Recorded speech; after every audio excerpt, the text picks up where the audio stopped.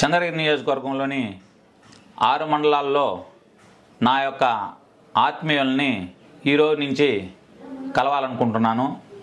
ఎందుకంటే సంక్రాంతి సంబరాలు మొత్తం నియోజకవర్గమే కాదు రాష్ట్ర వ్యాప్తంగా కూడా జరుగుతున్నాయి. కాబట్టి నా యొక్క ఆత్మీయులు చంద్రగిరి నియోజకవర్గంలో అధికంగా ఉన్నారు. నేను ప్రతి సంవత్సరం లాగే మా పుదిపట్ల గ్రామ పంచాయతీలో క్యాలెండర్లు అయితేనేమి స్వీట్లు అయితేనేమి ఆనవాయితీగా ఇస్తూ వస్తున్నాం.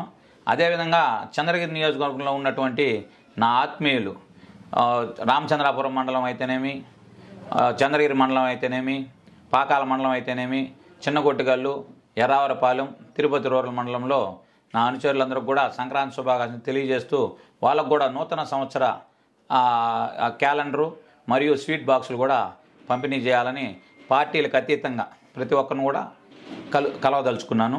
అందుకనే మీడియా వారికి కూడా తెలియజేయాలని మిమ్మల్ని అందరికి కూడా ఇక్కడికి ఆహ్వానం చేయడం జరిగింది. 2024 అసెంబ్లీ నియోజకవర్గానికి మీరు ఏ పార్టీ తరపున పోటీ? నేనైతే ఇప్పుడు తెలుగుదేశం పార్టీ టికెట్ ఆశిస్తున్నాను. ఆశించడంలో తప్పు లేదనుకుంటున్నాను. ఎందుకంటే నేను 21 సంవత్సరాలుగా కూడా రాజకీయాల్లో నడుస్తున్నాను. నాకు ఎటువంటి బిజినెస్లు కానీ ఎటువంటి వ్యాపారాలు కానీ లేవు. నాకు నా బిజినెస్ నా వ్యాపారం అంతా కూడా ప్రజలతోనే నేను 21 సంవత్సరాలు కూడా మమేకమయ్యి వాళ్ళతోనే నడుస్తూ వాళ్ళకి ఎటువంటి సేవా కార్యక్రమాలు కూడా నిర్వహిస్తూ గల్లా అరుణ్ కుమార్ గారి సహాయ సహకారాలతో 21 సంవత్సరాలుగా కూడా వాళ్ళ కుటుంబంతోనే కలిసి నడవడం జరుగుతుంది. ఇప్పటికే టీడీపీ తరఫున పులివర్తి నాని గారు ఒక పక్క ప్రచారం చేస్తున్నారు, మరో పక్క దివాకర్ రెడ్డి టికెట్ ఆశిస్తున్నారు. ఇప్పుడు మూడో వ్యక్తి అవుతారు. మీకు ఎలా అంటే మేము కూడా ఒక బీసీ సామాజిక వర్గానికి సంబంధించిన వాడిని. చంద్రగిరి నియోజకవర్గంలో ఎక్కువ శాతం 1,40,000 ఓట్లు బీసీలు మన చంద్రగిరి కాన్స్టిట్యున్సీలో ఉన్నారు. అందుకని మొన్నటి వరకు కూడా మా గురువర్యులు గల్లా అరుణ్ కుమార్ గారు కంటెస్ట్ చేస్తూ వస్తున్నారనే ఒక ఉద్దేశంతో, ఆమె మళ్ళీ రావాలనే ఉద్దేశంతో మేము గట్టిగా కూడా ప్రయత్నాలు చేయడం జరిగింది.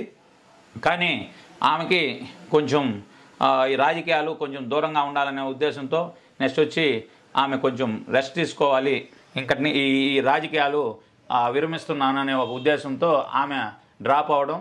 తర్వాత ఆమె డ్రాప్ అయిన వెంటనే నేను కూడా ఒక బీసీగా తెలుగుదేశం పార్టీ కూడా బీసీలకి న్యాయం చేస్తుందనే ఒక ఉద్దేశంతో ఒక సామాజిక వర్గం బీసీలు వెంట ఎక్కువగా ఉన్నారనే వాళ్ళ ప్రచారం ఉంది. కాబట్టి ఈ పార్టీలో టికెట్ ఆశించి టికెట్ తీసుకోవాలనే ఉద్దేశంతో నేను తెలుగుదేశం పార్టీతో కూడా చర్చలు జరుగుతున్నాయి. ఒకవేళ టీడీపీతో టికెట్ అందకపోతే వేరే పార్టీ మీద అది కాలం నిర్ణయిస్తుంది. అదేవిధంగా మా గురువర్యులు అరుణమ్మ కానీ గల్లా జయదేవ్ గారు వాళ్ళందరితో కూడా నా శ్రేయోభిలాషులు నియోజకవర్గంలో పెద్ద ఎత్తున నా అభిమానులు నా ఆత్మీయులందరూ కూడా ఉన్నారు. ముఖ్యంగా నేను పుట్టి పెరిగినటువంటి పుదిపట్ల గ్రామ పంచాయతీ, నేను ఇంత స్థాయిలో ఇంత దీంట్లో ఉన్నానంటే మా పుదిపట్ల గ్రామ పంచాయతీ ప్రజలు. కాబట్టి వాళ్ళంతా కూడా నిర్ణయించుకొని వాళ్ళంతా మాట్లాడుకొని ఒక మంచి నిర్ణయం తీసుకుంటాను.